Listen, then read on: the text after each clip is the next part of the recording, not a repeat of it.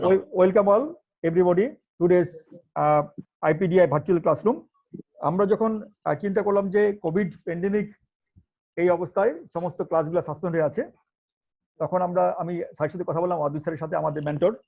Sir বললেন যে মহসিন তুমি এটা শুরু করো। তখন আমি আরিফের মন সজলকে নিয়ে কাজ শুরু করি। আমরা প্রায় 300-র উপরে আমরা পার্টিসিপেন্ট পেয়েছি সারা বাংলাদেশ থেকে। সেই দিনাজপুর থেকে শুরু করে ময়মনসিংহ, রংপুর, সিলেট, তারপরে ঢাকাতে আছেই হার্ট ফাউন্ডেশন, বঙ্গবন্ধু, তারপরে হার্ট ফাউন্ডেশন, সবাইকে নিয়ে আমরা করি। মিটফোর্ড আছে, মোহাম্মদুল্লাহ ফিরোজ, মনোয়ারও আছে আমাদের সাথে। আর এতে আমাদের সাহায্য করছে ইনসেপ্টার মিস্টার মিজান এবং তার টিম, সাইদুর, সৌরভ, আদনান, আফসার, রায়ান, তারা খুব চমৎকার কাজ করেছে। এখন আজকে আমরা অফিসিয়ালি প্রোগ্রাম শুরু করছি। আজকে আমাদের ক্লাস নেবেন আমাদের সবার টিচার HL উত্তরবঙ্গ স্যার, সবাই পপুলার টিচার, খুব ভালো টিচার আমাদের, জানি আমরা সবাই। স্যারের ক্লাস শুরু হবে এখন। Sir please start sir.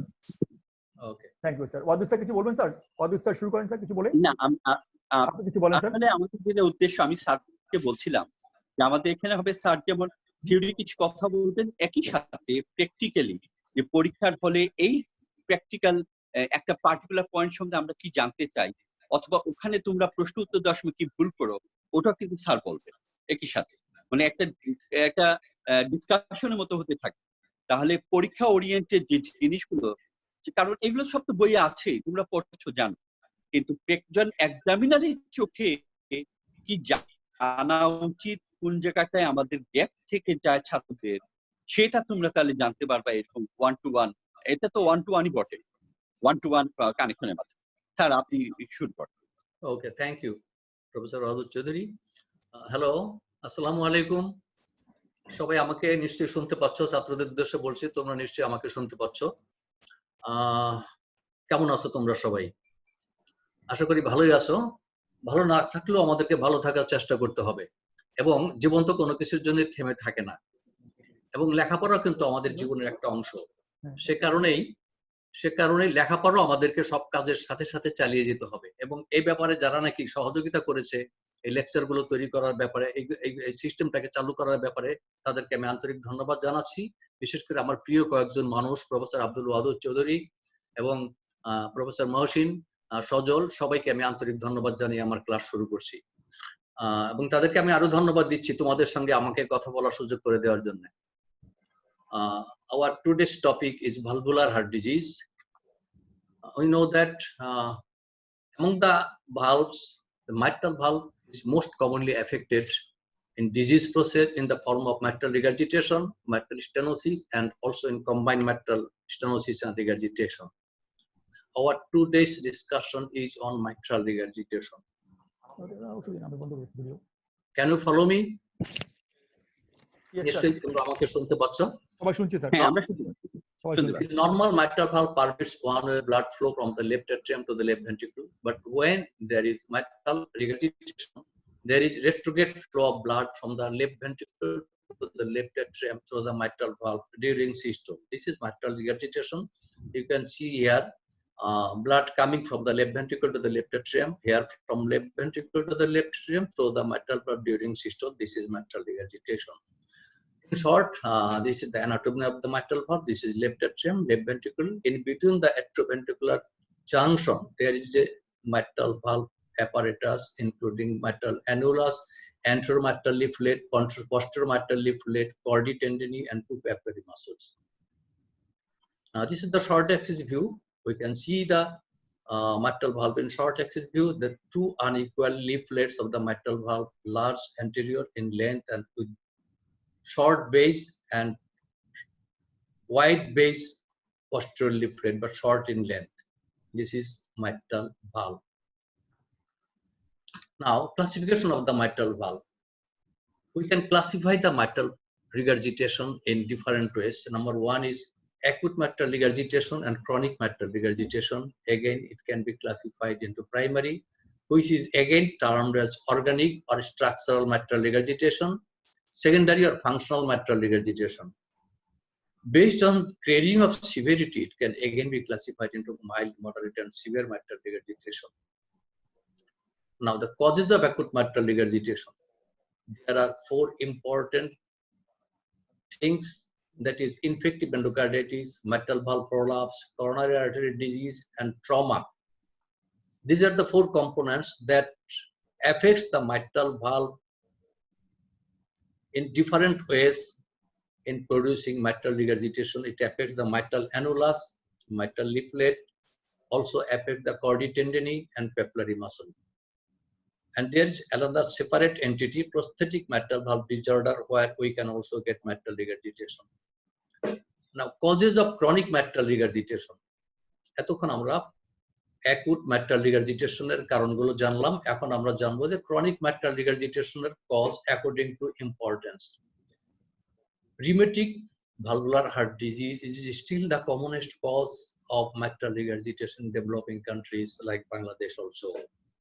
But in developed countries, it is the degenerative valvular heart disease. It is the leading cause of mitral regurgitation, which includes 2 important things, that is the myxomatous degenerative mitral valve, that is mitral valve prolapse, and calcification of mitral valve annulus in the elderly patients, also known as MAC. Ischemic heart disease, it also accounts for 10 to 20% of the mitral regurgitation. It usually follows acute MI. Congenital, it is less important, but mitral valve cleft you can get in invariably in primary atrial septal defect.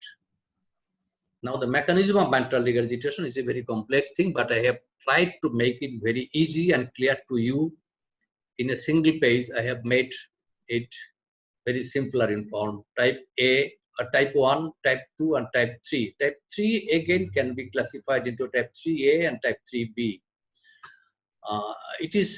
এটাকে ভাগ করা হয়েছে যে leaflet মোবিলিটির উপর নির্ভর করে, যে type 1 এ normal leaflet mobility, type 2 তে থাকে এক্সেসিভ লিফলেট মোবিলিটি, এবং টাইপ 3 তে রেস্ট্রিক্টেড লিফলেট মোবিলিটি। এই মোবিলিটির ব্যাপারটা আমাদেরকে মাথায় রাখতে হবে যে leaflet mobility normal, that is type 1, excessive leaflet mobility, it is type 2, and restricted leaflet mobility, it is type 3.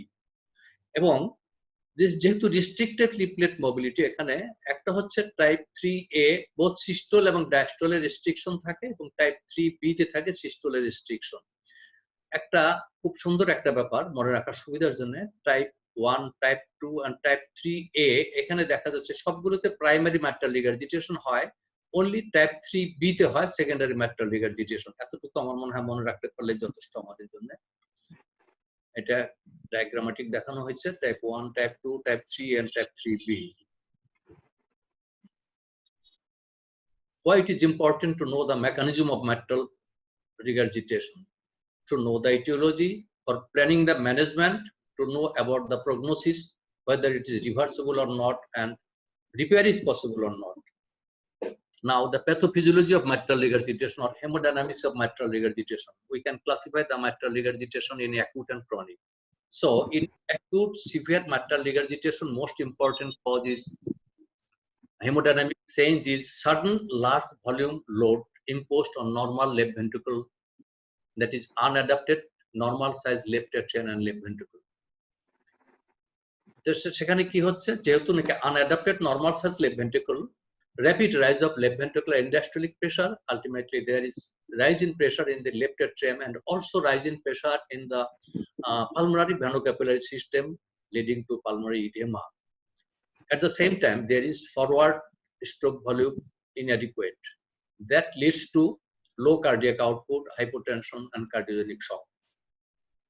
Now, mitral regurgitation chronic form can be again divided into 2 forms: chronic compensated mitral regurgitation and chronic decompensated mitral regurgitation. What happens in chronic compensated mitral regurgitation?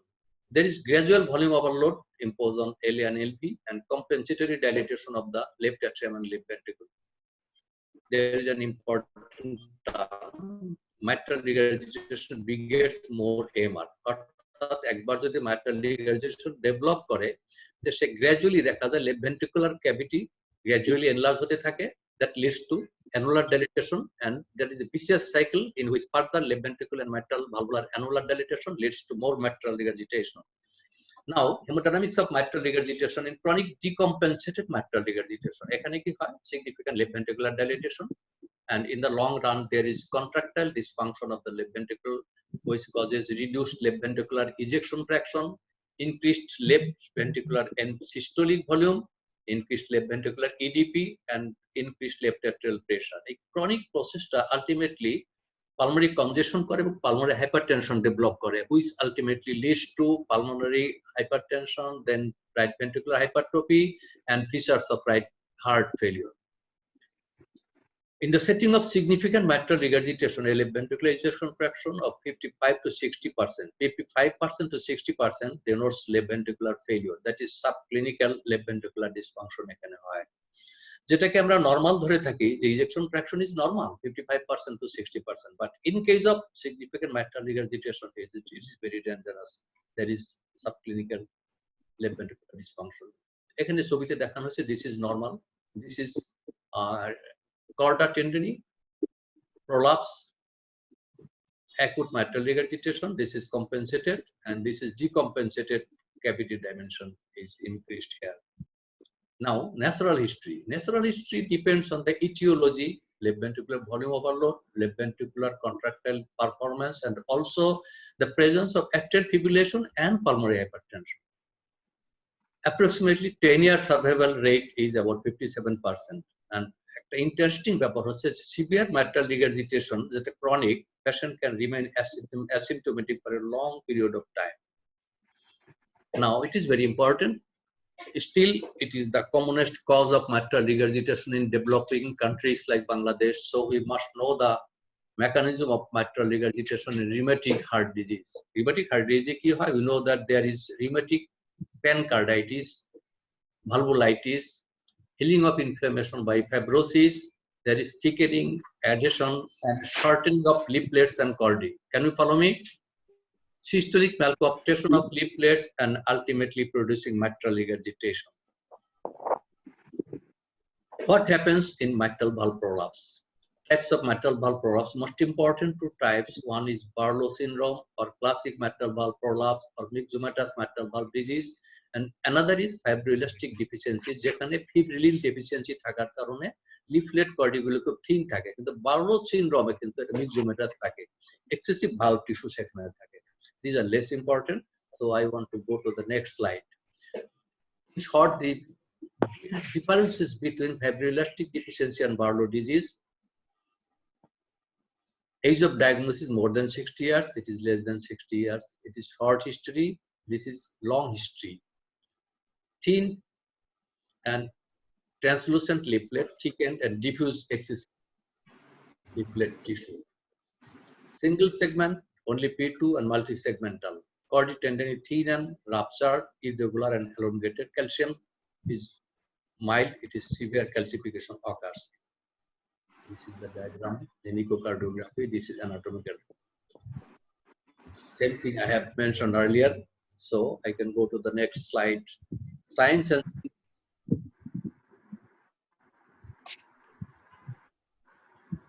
what are the important symptoms and signs of acute severe mitral regurgitation? আমাদেরকে মাথায় রাখতে হবে যে acute severe mitral regurgitation এবং chronic severe mitral regurgitation এর symptom sign কিন্তু vary করে।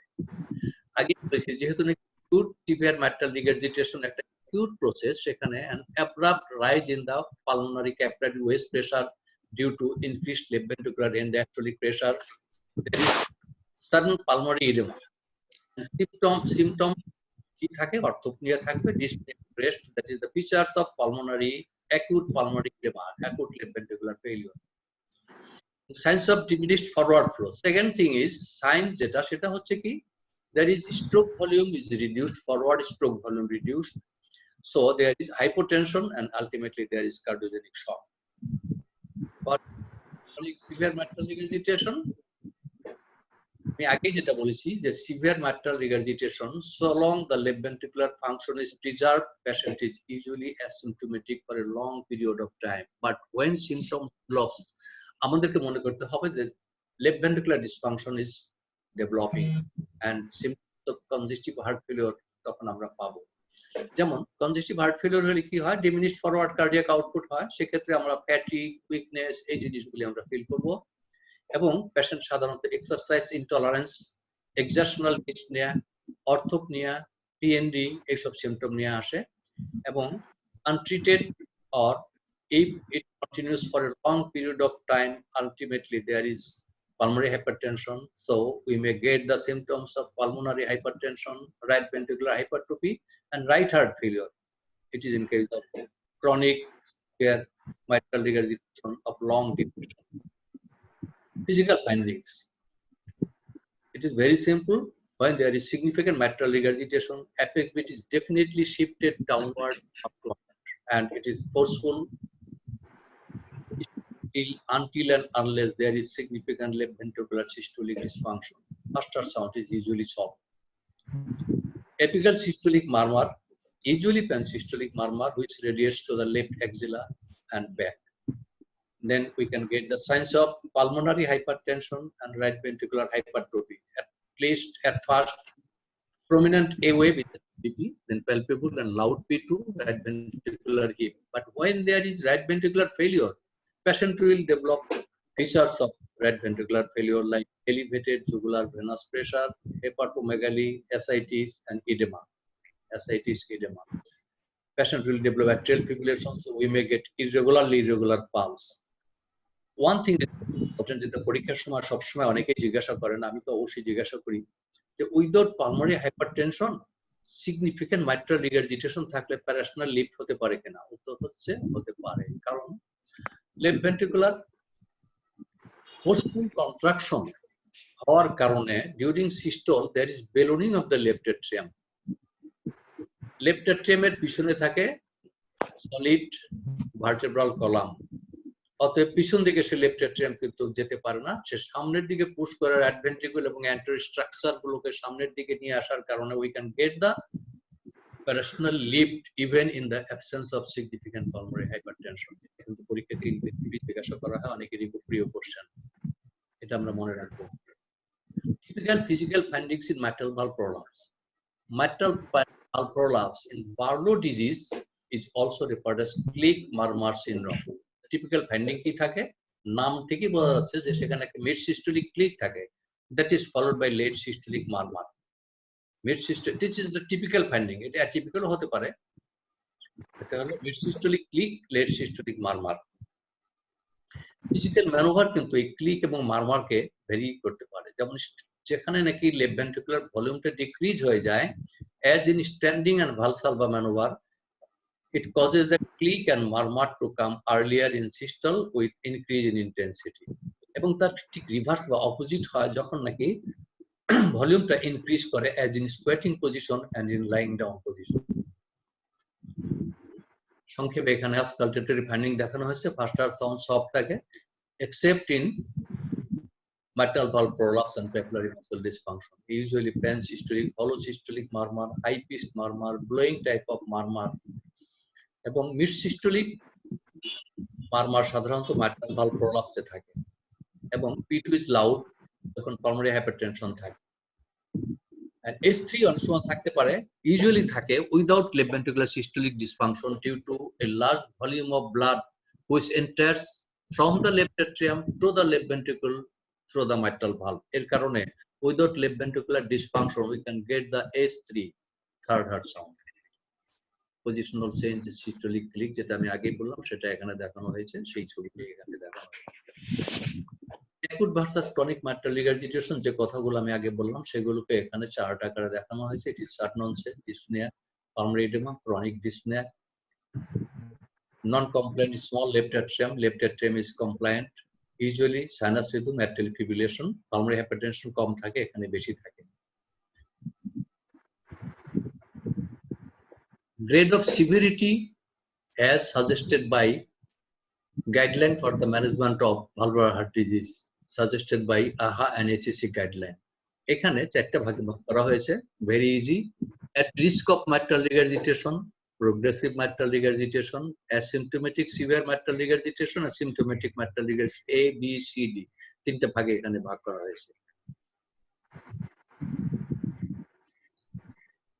এরপরে আমরা ইনভেস্টিগেশনে যাচ্ছি। ইনভেস্টিগেশনের মধ্যে কিছু কমন ইনভেস্টিগেশন যেগুলো আমরা করি সবসময়, আমাদের বেড সেটে হয়, ECG, left ventricular hypertrophy, usually mitral রিগারজিটেশনে voltage criteria type of left ventricular hypertrophy থাকে, এবং chest X-ray enlarged cardiac shadow যদি ক্রনিক এমআর হয়, LV type of enlargement, pulmonary venous congestion, often pulmonary edema. Now echocardiography, it is the principal investigation used যেটা দিয়ে আমরা diagnosis করতে পারি, আমরা ইটিওলজি জানতে পারি, আমরা মেকানিজম জানতে পারি, ফলো আপ কিভাবে করতে হবে, ট্রিটমেন্ট কি হবে, সেগুলোকে আমরা সাধারণত আমরা অ্যাসেস করতে পারি। তো এখানে আমরা ইম্পর্টেন্ট পয়েন্টস কি কি দেখতে হবে, আমাদের যে জিনিসগুলোর উপর আমাদেরকে লক্ষ্য রাখতে হবে। Valve morphology is very important, whether it is thickened or myxomatous. Origin of regurgitant jet থেকে জেটটা আসতেছে, mechanism of mitral regurgitation, site and extent of valve involvement, and commissural region is very important. কারণ if there is commissural fusion, it definitely indicates it is rheumatic in origin. Indices of MR severity, এটাকে সংক্ষেপে এখানে দেখানো হয়েছে। Summary of the assessment of severe mitral regurgitation, important কতগুলো point. Jet area এবং এরিয়ার রেশিওটা, ভেনা কন্ট্রাক্টা, আর রিগার্জিটান ভলিউম, রিগার্জিটান ফ্র্যাকশন, এলএসআই, অনেকগুলো পয়েন্ট প্যারামিটার আছে। এটাকে সংক্ষিপ্ত করে আমি পরবর্তী স্লাইডে দেখাবো। যে ইকোকার্ডিওগ্রাফিক ইভালুয়েশন অফ মাইট্রাল ইভালুয়েশন, যদি ইভালুয়েশন আমরা করতে যাই সেক্ষেত্রে কতগুলো ইনডাইরেক্ট সাইন আছে ক্রনিক সিভিয়ার মাইট্রাল রিগার্জিটেশনে, কতগুলো আছে ডাইরেক্ট যেটা আমরা কালার ডপলার এবং ডপলার দিয়ে অ্যাসেস করতে পারি। এখানে ইনডাইরেক্ট সাইন হচ্ছে left atrium will be definitely dilated in significant chronic mitral regurgitation. Left ventricle will also be dilated. There is hyperdynamic left ventricular function as long as the left ventricular systolic function is preserved, and there is interatrial septal bulging towards RA. Left atrium during systole, left ventricular pressure যেহেতু directly transmitted to the left atrium, সে বাল্জিং হয়, সামনের দিকে সে RV কে ঠেলে নিয়ে আসে, এখানে প্যারাশনাল lip পাই। ইন্টারএট্রিয়াল সেপ্টামটাকে আমরা ইকোকার্ডিওগ্রাফিতে দেখতে পাই যে রাইট অ্যাট্রিয়ামের দিকে সে পুশড আউট হয়ে যাচ্ছে। These are the severity of Doppler mitral regurgitation severity Doppler echo দিয়ে কিভাবে আমরা ইভালুয়েট করতে পারি। এখানে তিনটা প্যারামিটারকে সাধারণত দেখানো হয়েছে। একটা হলো MRZ area, second is ratio of MRZ area to LA area and vena contracta. Mild, less than 4 square centimeter, moderate 4 to 8 centimeter square, severe it is more than 8 centimeters. MRZ এর এরিয়া এবং MRZ area এবং LA এরিয়ার সঙ্গে যে ratio দিয়ে আমরা যে জিনিসটাকে দেখি সেটাকে আবার তিন ভাগে ভাগ করা হয়েছে। It is less than 20% is mild, 20 to 40% is moderate, and more than 50% severe. একটা খুবই সুবিধা কিন্তু জিনিসটা। Vena contracta, if it is less than 3 millimeter, vena contracta সাধারণত আমরা জুম ভিউতে দেখি কালার ডপলার করে। এটা less than 3 millimeter is mild, 3 to 6 moderate, 7 and more is severe. Here you can see the mitral regurgitation area, jet এরিয়াকে আমরা বের করতেছি। এখানে হলো ভেনা কন্ট্রাক্টের জুম ভিউ, এটা কিন্তু জুম ভিউতে আমরা এখানে লিফলেটে যে গ্যাপটা দেখতে পাচ্ছি, this is vena contracta, it is 7 millimeter and it is 7.3 centimeter square. Now important diagnostic features for specific diseases. প্রথমে যদি আমরা mitral valve prolapse এর কথা চিন্তা করি তাহলে কি রকম থাকবে mitral valve prolapse এ, ইকোকার্ডিওগ্রাফিক্যালি আমরা কি বুঝতে পারবো। প্রথমে যেটা আমি আগেই বলেছি, টিপিক্যাল mitral valve prolapse বা বার্লো ডিজিজে আমরা চিকেন লিফলেট এবং রিডান্ডেন্ট কর্ডি দেখতে পাবো। এখন প্রশ্ন আসবে, পরীক্ষায় জিজ্ঞাসা করা হবে থিকেন মানে কি, একটা প্যারামিটার থাকতে হবে যে আপার লিমিট কত। সেক্ষেত্রে leaflet thickening if it is equal to or more than 5 millimeter, it is definitely thickened and it must be measured in diastole. And there is usually mid to late systolic or occasionally hollow systolic posterior displacement of the leaflet that is seen in M mode. টুডিতে আমরা যেটা দেখবো systolic billowing of the leaflet into the left atrium, buckling হয়ে billowing হয়ে চলে যাবে। Displacement কতটুকু হতে হবে, ঠিক থিকনেসের মতো এটার একটা মেজারমেন্ট আছে, একটা ভ্যালু আছে। It is 2 millimetre or more beyond the annular plane. এবং কোন ভিউতে মাপতে হবে, it is measured in parasternal long axis view. এগুলো কিন্তু খুব ক্লিন কাট আইডিয়া আমাদের থাকতে হবে, না হলে আমরা কিন্তু ভুল করার সম্ভাবনা অনেক বেশি থাকবে। You can see here the M mode. This is the prolapse of the mitral leaflet prolapse. This is the anterior posterior leaflet. দুইটা leaflet prolapse কিন্তু coaptation point is normal. Apical view তে আরো ভালো দেখা যাচ্ছে। This is the coaptation point normal. কিন্তু দুইটা leaflet prolapse, এখানে একটু MR mitral regurgitation আমরা দেখতে পাচ্ছি case of mitral valve prolapse syndrome.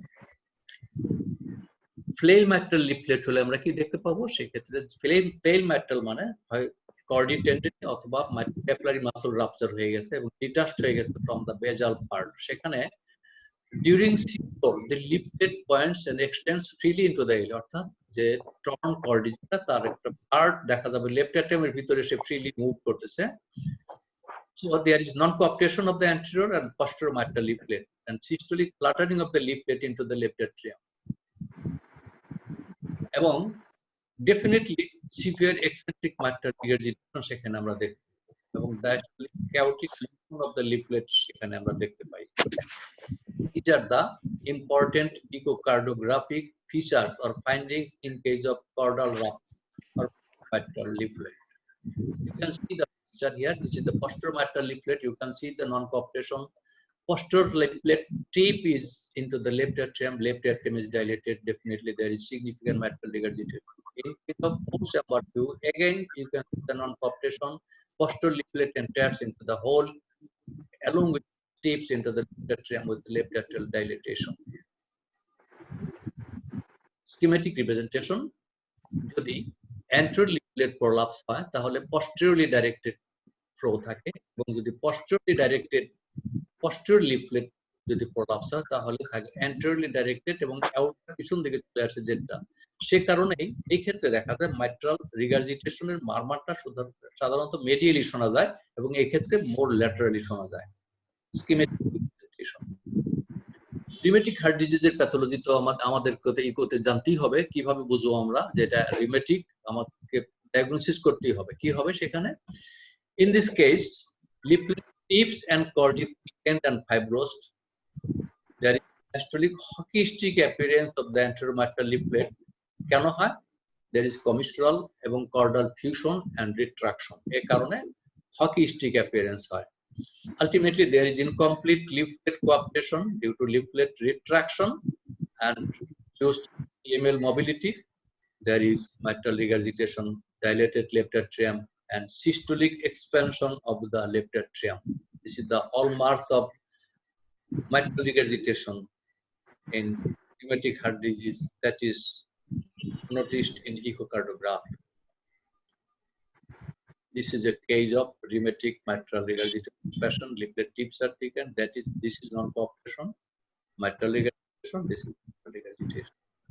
In the rheumatic heart disease, there is another class that is age-related mitral valve disease causing mitral regurgitation. It is MAC or mitral annular calcification. It is an area of echogenic area, এটা সাধারণত left ventricular সাইটে থাকে at the insertion of the PML.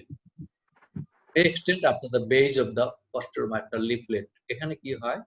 যেহেতু নাকি calcification of the ring and basal part of the PML, এখানে annulus during systole contraction করতে পারে না, সে কারণেই non-cooptation of the leaflet এবং mitral regurgitation হয়। এটা mild, moderate, severe হতে পারে, less than 5 mm, 5 to 10 mm, more than 10 mm হতে সেটাকে আমরা বলি it is severe mitral annular calcification. It is very important entity একটা mitral regurgitation ischemic heart disease অর্থাৎ ischemic mitral regurgitation এর ফিচারস আমরা ইকোকার্ডিওগ্রাফিতে কিভাবে আমরা বুঝতে পারি। If it is inferior MI, usually posteromedial capillary muscle is involved. There is tethering of the and decreased mobility of the posterior mitral leaflet, that leading to non-cooptation or malcooptation of the anterior leaflet and prolapse of the AML, leading to eccentric and posterolaterally directed MRZ. Inferior MI te posterolateral directed hobe karon PML motion is reduced. But anterior MI te jeta hoy ঠিক তার opposite, ঠিক opposite বলবো না, একটু ভিন্ন রকম হয়। Here is left ventricular dilatation due to involvement of the large area of left ventricular myocardium, left ventricular systolic dysfunction, and downward and lateral displacement of the both papillary muscle, causing downward tethering of the mitral valve leaflets, leading to symmetrical coaptation and therefore central mitral regurgitation. এটা involvement ischemic zone, and there is non-cooptation. Leaflet and mitral regurgitation mechanism is normal. Your MI, eccentric Z, anterior MI, central Z. This echocardiographically, we can see the mitral regurgitation in a patient of ischemic heart disease or MI patient. Now, management is very important. We can classify management in two ways. Number one is management of severe acute mitral regurgitation. Another is chronic mitral regurgitation. What happens in acute mitral regurgitation? There are two varieties of treatment, two types of treatment. Number one, medical therapy. Ultimately, there is surgical treatment. Medical treatment again includes two things. Number one is pharmacological therapy, and second thing is IABP, intra-aortic balloon pump. Pharmacology কি করি সাধারণত pharmacological therapy-তে afterload reducing agent যেমন nitroposide বা nitroglycerin IV দিলে pulmonary pressure কমে. It reduces the pulmonary pressure and ultimately maximizes forward flow. এবং IABP কিন্তু একটা কোনো পার্মানেন্ট ট্রিটমেন্ট না, এটা হচ্ছে একটা temporary stabilising measure until surgical repair of the patient is done. Usually it is done in post-MI rupture of the papillary muscle. And last of all is the final is the surgical treatment. And always mitral valve repair is preferred if it is possible. Severe chronic mitral regurgitation treatment option again দুই ধরনের। প্রথমটা হচ্ছে medical management, second is surgery. Medical management অন্যান্য চিকিৎসার মতো এখানেও আমরা তিনটা ভাগে ভাগ করতে পারি: general management, pharmacological therapy and medical intervention. Surgery আবার বলতে হয় যে mitral valve repair should be preferred technique if possible when the results are expected. Medical management of symptomatic patient with LV dysfunction. LV dysfunction থাকলে তাদেরকে আমরা যেটা করি lifestyle and dietary modification. এটা সব পেশেন্টের হার্ট ফেলিওর পেশেন্টের জন্য একই রকম, সোডিয়াম রেস্ট্রিকশন, ফ্লুইড রেস্ট্রিকশন, এবং ইসকেমিক হার্ট ডিজিজের পেশেন্টের স্মোকিং এবং অ্যালকোহল সিজেশন করতে হবে। সব পেশেন্টের জন্য avoidance of excessive physical activity, এবং হার্ট ফেলিওর পেশেন্টের জন্য রেগুলার অ্যারোবিক এক্সারসাইজ সেটাকে আমাদের এনকারেজ করতে হবে, অল্প অল্প ব্যায়াম তারা করবে। সরি,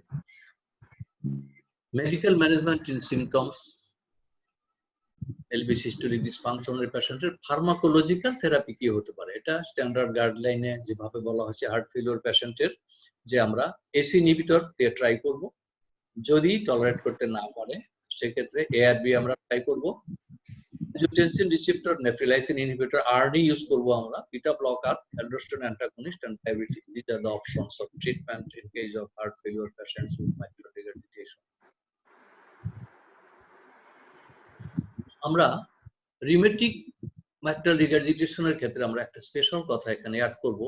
আগে যে চিকিৎসাগুলোর কথা বললাম সবগুলো কিন্তু আমাদের চলবেই in case of heart failure of any etiology. In addition, rheumatic mitral regurgitation এর ক্ষেত্রে আমরা লাইফ লং পেনিসিলিন প্রোফিল্যাক্সিস দেব against recurrence of rheumatic fever, এটা আমাদেরকে মনে রাখতে হবে। Second thing is atrial fibrillation. Chronic mitral regurgitation এর ক্ষেত্রে কিন্তু atrial fibrillation is a very important complication, এবং এর থেকে আরো কমপ্লিকেশন যেটা হতে পারে যে থ্রম্বোলিক ম্যানিফেস্টেশন, সেটা সেরিব্রাল হতে পারে, পেরিফেরাল হতে পারে, যে কোনো জায়গা হতে পারে। এইটাকে প্রিভেন্ট করার জন্য আমাদেরকে ম্যানেজ করতে হবে অ্যাট্রিয়াল ফিব্রিলেশনের ট্রিটমেন্ট, যে রেটটাকে কম রাখতে হবে। এবং এটা কি করে কম রাখবো আমরা? বিটা ব্লকার এবং ডিগক্সিন, যেখানে যেটা প্রয়োজন সেটা আমরা ইউজ করবো। হার্ট ফেলিওর সাথে থাকলে digoxin, otherwise only beta blocker is the first line of drug to reduce the rate of atrial fibrillation in mitral regurgitation. Anticoagulation should be invariably added if there is no contraindication. আমরা থ্রম্বোএম্বোলিক ম্যানিফেস্টেশনকে prevent করার জন্য আমরা অ্যান্টিকোয়াগুলেন্টকে আমরা অবশ্যই add করব in case of atrial fibrillation. Coronary artery ডিজিজের mitral regurgitationের জন্য কিন্তু ছোট্ট কথা এখানে একটু বলতে চাই যে after MI reperfusion therapy is very important. যদি সম্ভব হয় প্রাইমারি সিআই, যদি সম্ভব না হয় তাহলে রিপারফিউশন থেরাপি বাই ফার্মাকোলজিক্যাল, ফার্মাকোইনভেসিভ যাই হোক, যত কম সম্ভব আমাদেরকে রিপারফিউশন স্টার্ট করতে হবে in case of acute STMI to minimize the adverse LV remodeling and papillary muscle injury dysfunction to prevent or reduce the subsequent ischemic mitral regurgitation. এখন আমরা লেকচারের প্রায় শেষ পর্যায়ে চলে আসতেছি। আমি একটু আগে লেকচার শেষ করব, কারণ যদি কারো কোনো ডিসকাশন থাকে, কোনো কোশ্চেন থাকে, সেটাকে আমি চেষ্টা করব উত্তর দেওয়ার জন্য। ফলো আপ কিভাবে করবো আমরা? অ্যাসিমটোমেটিক পেশেন্ট যদি হয় তাদেরকে আমরা ফলো আপ করি। সিমটোমেটিক পেশেন্টের ফলো আপের কিন্তু কোনো প্রশ্ন আসে না। তাকে when the patient is symptomatic we must treat the patient surgically or intervention. Asymptomatic patients moderate mitral regurgitation আমরা ফলো আপ করব ইয়ারলি বেসিস এবং echocardiography 1 to 2 yearly. Severe mitral regurgitation তার ইজেকশন ফ্র্যাকশন যদি 60% এর বেশি থাকে সেক্ষেত্রে এবং এন্ড সিস্টোলিক ভলিউম যদি দেখা যায় যে লেস দ্যান 45 মিলিমিটার, সেক্ষেত্রে আমরা follow up clinically and by echocardiographically every 6 months. যখনই সিমটম ডেভেলপ করবে অথবা ইজেকশন ফ্র্যাকশন 60 অথবা তার নিচে চলে আসবে এবং end systolic diameter of the left ventricle is equal to or more than 45 millimetre, তার ইন্ডিকেশন হয়ে গেছে, মনে করতে হবে তার surgical repair. This is the medical intervention, that is percutaneous mitral valve repair। ছবি দেওয়া আছে, অনেক সব বইতেই তোমরা পাবা এটা। leaflet coaptation system, and this is very important management of severe chronic primary mitral regurgitation। এখানে চারটা বই আছে, তোমরা দেখে নিতে পারো। সিমটম যদি না থাকে তখন আমরা কি করব, আর যখন থাকবে তখন আমরা কি করব, এটা প্রত্যেক এটা তোমরা দেখে নিতে পারো। এটা তোমার চারটা ভেরি ইম্পর্টেন্ট। এখানে সমস্ত ট্রিটমেন্ট অপশনটাকে খুব সংক্ষেপ আকারে চার্ট আকারে এখানে দেখানো হয়েছে। You can see it from your book also. এখানে আমি সময় নষ্ট করতে চাচ্ছি না, যদি ডিসকাশনের সময় থাকে I think that will be more beneficial for both of us, আমাদের সবার জন্য সেটা ভালো হবে। Indication for intervention in severe primary mitral regurgitation, recommendation কি বলা হয়েছে গাইডলাইনে? 2017 ইএসসি গাইডলাইনে ভালভুলার হার্ট ডিজিজ ম্যানেজমেন্টের গাইডলাইন অনুযায়ী mitral valve repair should be the preferred technique. Always repair is preferred. রাখতে হবে যে আমাদেরকে রিপেয়ার করার যদি সুযোগ থাকে, যদি সেরকম অ্যানাটমি থাকে ভালভের, তাহলে repairable technique is more important. Second, symptomatic, when the patient becomes symptomatic এবং ইজেকশন ফ্র্যাকশন যদি মোর দ্যান 30% থাকে, সেক্ষেত্রে তাকে সার্জারি করতে হবে বাই রিপেয়ার। 30 নিচে হলে কি হবে এখানে বলা আছে, এটা দেখে নিতে হবে। 30 নিচে হলে মেডিকেল ট্রিটমেন্ট এবং অন্য যা কিছু আছে এখানে বলা আছে সংক্ষেপে। এবং সেকেন্ডারি mitral regurgitation এর ক্ষেত্রে যেটা বলা হয়েছে যে surgery indicated asymptomatic, no surgery indicated in asymptomatic patient. Asymptomatic যারা, তাদেরকে আমরা দুইটা প্যারামিটার দিয়ে আমরা সার্জারি লাগবে কিনা সেটা আমরা দেখি। Number 1 is end systolic diameter, if it is more than 45 equal to or more than 45 millimeter, এবং অথবা যদি ইজেকশন ফ্র্যাকশন 60 এবং তার কম থাকে, সেই পেশেন্টকে আমরা সার্জারি করব অ্যাসিম্পটোমেটিক হইল, কারণ এখানে left ventricular systolic dysfunction subclinical লেভেলে চলে গেছে, শুরু হয়ে গেছে। এটা বলা হয়েছে যে এখানে সেকেন্ডারি mitral regurgitation-এ আমরা কি ইন্টারভেনশন করব according to guideline. Surgery is indicated in patients with severe secondary mitral regurgitation। যেমন যদি সেকেন্ডারি mitral regurgitation মানে আমি যদি ধরে নেই যে কোনো পেশেন্টের সিএবিজি করতে হবে, সেই পেশেন্টের ইজেকশন ফ্র্যাকশন যদি 30% উপরে থাকে, সেই পেশেন্টেরও কিন্তু mitral valve regurgitation সাথে থাকলে সেটাকে রিপেয়ার করতে হবে। আমি সংক্ষেপে একটু এখানে বোঝানোর চেষ্টা করছি টাইমিং অফ সার্জারি। খুব সংক্ষেপে, খুব সিম্পল ভাবে এই জিনিসটুকু মনে রাখলে আমাদের জন্য যথেষ্ট। টাইমিং অফ সার্জারি, কখন সার্জারি, অ্যাসিম্পটোমেটিক পেশেন্টের ক্ষেত্রে কখন, সিম্পটোমেটিক কখন, এবং সেকেন্ডারি রিগার্জিটেশনের কখন। অ্যাসিম্পটোমেটিক পেশেন্টের ক্ষেত্রে অনসেট অফ সিমটম শুরু হওয়ার সাথে সাথে আমাদেরকে as early as possible surgery should be done. তখন আর সে মেডিকেল ট্রিটমেন্টের জন্য তাকে অপেক্ষা করলে হবে না। Onset of left ventricular dysfunction, এটাকে কিভাবে বুঝবো? অনসেট অফ ডিসফাংশন দুইটা প্যারামিটার আগেও অনেকবার বললাম আমি। Ejection fraction and systolic dimension of the left ventricle. Number 1 is ejection fraction equal to or less than 60%, যেটাকে ধরা হয় অন্যান্য ক্ষেত্রে, এমআর এর ক্ষেত্রে এইটাই লেফট ভেন্ট্রিকুলার সিস্টোলিক ডিসফাংশন শুরু। এবং left ventricular systolic diameter equal to or more than 45 millimeter. Surgery must is indicated. Symptomatic severe emergency. Symptomatic হলে সার্জারি করব if ejection fraction is more than 30%. আর সেকেন্ডারি এমআরএ সিভিয়ার যদি হয়, CABG করতে গেলে ইনজেকশন ফ্র্যাকশন 30% গেলে থাকলে সেই পেশেন্টকে আমরা তাতে একই সময় আমরা বাইপাস করব। অ্যালগরিদম ফর দ্য ম্যানেজমেন্ট, যেটা আগে দেখানো হয়েছে যে সেটআপকে ভাগ করেছে ABCD, active MR, progressive MR, asymptomatic, symptomatic, ওই জিনিসটাকে ডায়াগ্রামেটিক্যালি এখানে দেখানো হয়েছে, নতুন করে কিছু আর করবো না। Management of mitral regurgitation during pregnancy. প্রথম কথা হচ্ছে যে প্রি প্রেগন্যান্সি একটা অ্যাসেসমেন্ট করতে হবে। Pre pregnancy surgery is favouring valve repair. Pre প্রেগন্যান্সিতেই সাধারণত আমাদের ভালভ রিপেয়ার করতে হবে অ্যাকর্ডিং টু গাইডলাইন। আর আরেকটা কথা হচ্ছে, if the fetus is sufficiently mature, তাহলে delivery should be undertaken prior to cardiac surgery. দুটো কথা মনে রাখতে হবে যে প্রেগন্যান্সির আগেই আমাদেরকে ডিসিশন নিতে হবে সার্জারি করার জন্য। যদি ফিটাস ম্যাচিওর থাকে সেই ক্ষেত্রে delivery first, then cardiac surgery. দুটো কথা আমাদের মনে রাখলে হবে। Last of all, management of mitral regurgitation during pregnancy. Follow up কিভাবে করব, কখন কিভাবে করব? Follow up during pregnancy, if mild to moderate mitral regurgitation, mild to মডারেটের ক্ষেত্রে এভরি ট্রাইমেস্টারে আমরা ফলো আপ করব, এবং সিভিয়ার মাইট্রাল রিগারজিটেশন হলে it needs more frequent follow up. এবং লেবার এবং ডেলিভারি অন্যান্য ভালভুলার ডিজিজের মতো একই রকম। Vaginal delivery with epidural anaesthesia is preferred, and second stage should be shortened. Advice that this stage should be always shortened.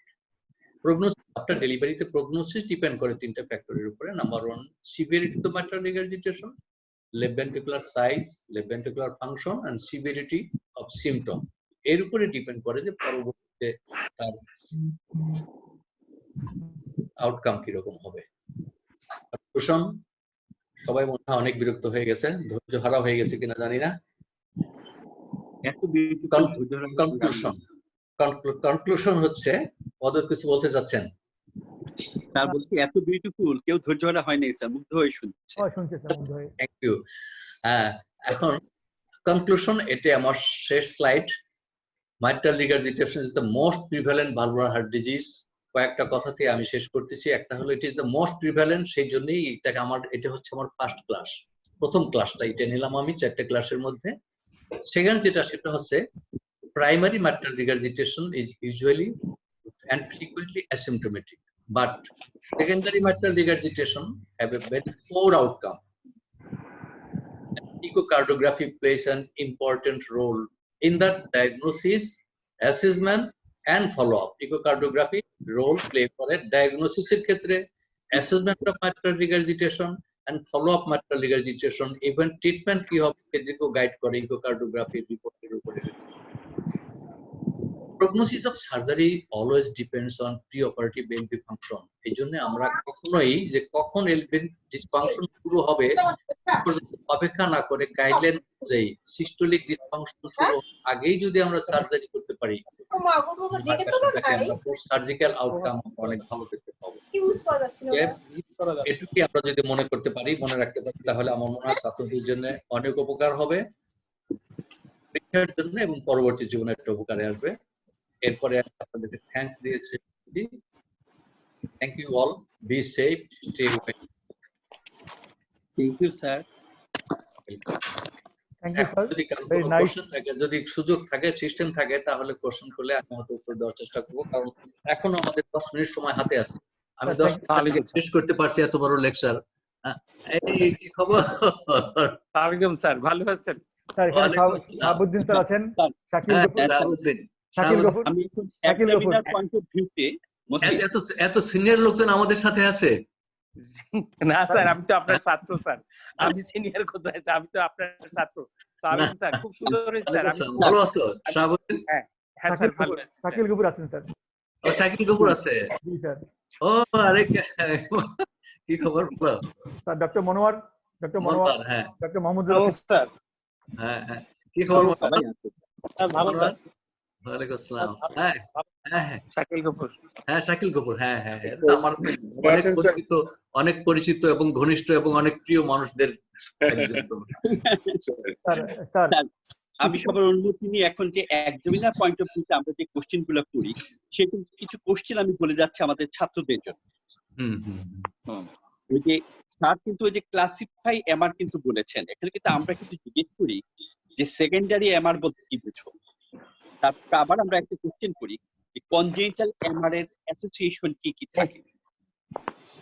Congenital MR মানে কিন্তু MVP related হ্যাঁ অথবা পারফোরেটেড যে যদি মাইট্রাল লিফলেট থাকে, এখন ওগুলোর সাথে যে অ্যাসোসিয়েশন সেগুলো কিন্তু বলতে হবে।